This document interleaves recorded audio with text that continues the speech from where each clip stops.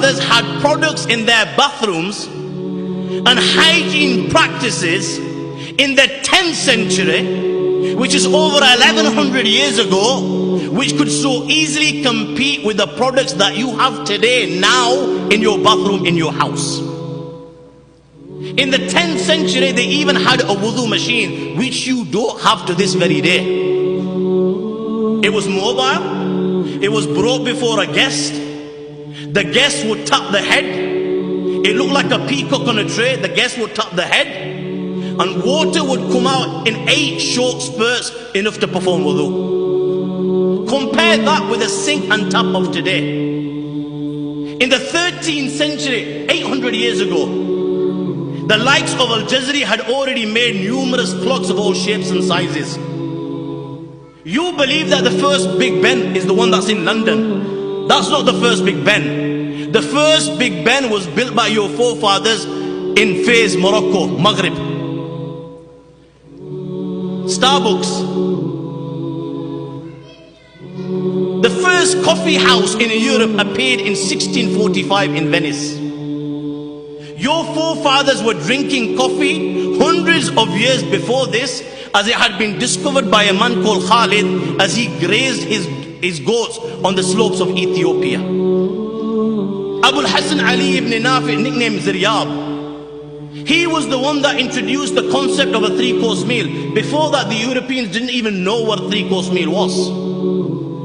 Before the 10th century, your forefathers had already laid the foundation of trigonometry and algebra.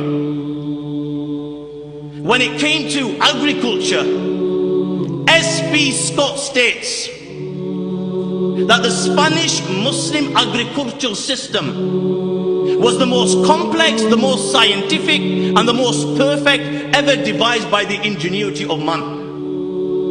1100 years ago, your forefathers were manufacturing paper. They were building dams. They were building windmills. Allahu Akbar. Abbas ibn Firnas had made a flying machine. It was the first machine capable of carrying a human being in the air. They were designing great buildings. Who can forget the earthquake-defying minarets of Sinan in Turkey, which did not even collapse even after an earthquake? Who can forget the New York of the 9th century, Qurtuba? Qurtuba was the New York of the 9th century. In the 9th century, Qurtuba had hundreds and thousands of houses, 200,000 houses. Houses had running water. Schools were free. There were dozens of libraries. The streets were paved and lit. Garbage was collected on the backs of donkeys and taken to special dumps outside the city walls. There were sewers, there was drainage in place. My friends, London and Paris, the capitals of the world at this moment in time, did not have these facilities for over 700 years after this. Your forefathers were designing surgical instruments, constructing hospitals. One Muslim alone designed over 200 surgical instruments, syringes, scalpels. And I assure you, modern instruments haven't changed much from his original designs. They were operating, treating cataracts. In the UK, cataracts are the most common cause of blindness in people over the age of 50.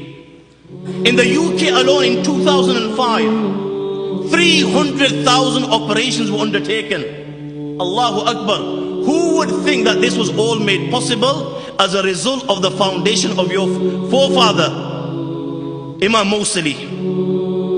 This is why Dr. Donald Campbell, 20th century historian of Arabian medicine, he says, the European medical system is Arabian not only in origin but also in structure. He says that the Arabs are the intellectual forebears of the Europeans. And who can deny this? The Qanun of Ibn Sina dominated the Western world for over 600 years. This was just one of his works. He composed over 276 works. Who can forget the work of Al-Razi? His book was the most highly respected and most frequently used medical textbook in the Western world for hundreds and hundreds of years. Who can forget Jabir ibn Hayyan? unanimously agreed he was the founder of chemistry. My young friends, it was your forefather who devised and then perfected sublimation, amalgamation, crystallization, oxidation, evaporation, and you can keep on naming them one by one. Who can forget Al-Kindi, an all-round master?